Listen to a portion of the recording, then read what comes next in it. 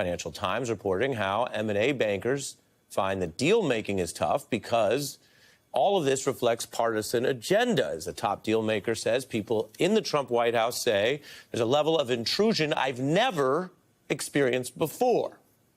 And let me tell you something. That's a financial outlet, FT abroad, and bankers. They lean right, or they just want a free market, some of them would say, but this is not some left-wing Democratic liberal critique. We are early in the second term. In the first term, you remember, you heard about it, there were more guardrails. But now you have what might be called a autocratic Hugo Chavez leftist-style interference with the free market, except it's waged by someone who at times claims to be red or right-wing or conservative. But if you followed Trump, and maybe some of these bankers didn't follow close enough or only cared about tax cuts, all of this was telegraphed. He said he would be abusing power, he threatened it, and he's doing it.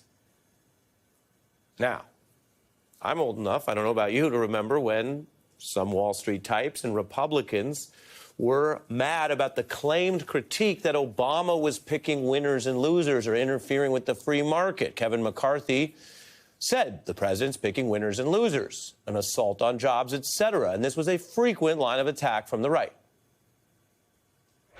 It's a trade-off that's at the very core of a country founded on the sacred rights of the individual, the liberty of each and every American. But it is not government's role to pick the winners and losers. Government picking winners and losing big. It's socialism. It's command economy. It's picking winners and losers. Yeah, but I worked for Ronald Reagan. Energy. Ronald Reagan was not in favor of picking winners and losers.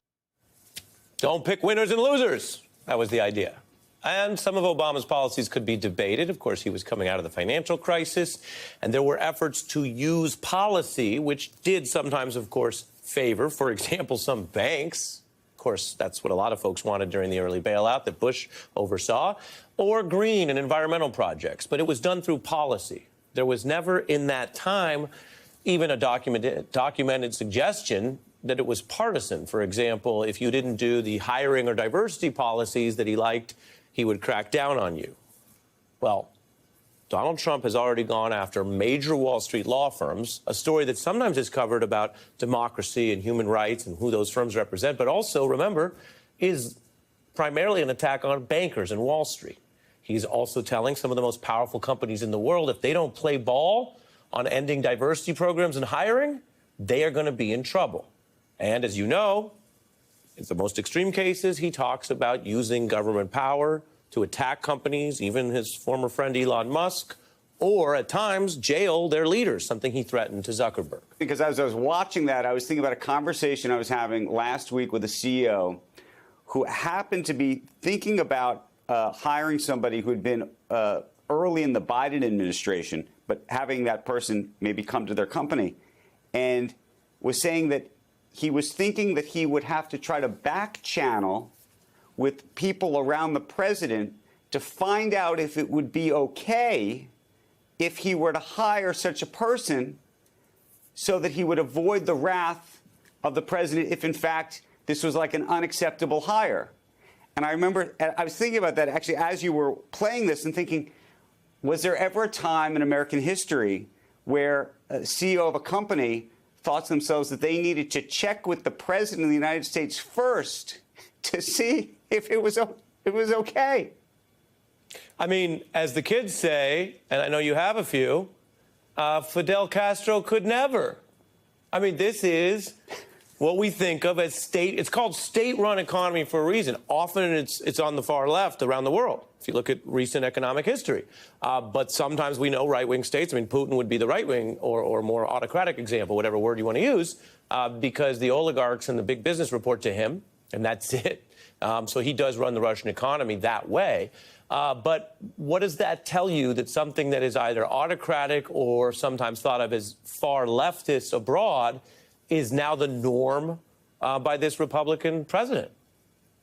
Well, it's just so I mean, the irony is rich, and it's fascinating only because we've heard from Republicans, and you were the one who played the video, for just so many years that this idea that industrial policy was a bad idea. I remember, when the Republicans attacked Obama over Solyndra, supporting green, whatever, clean energy.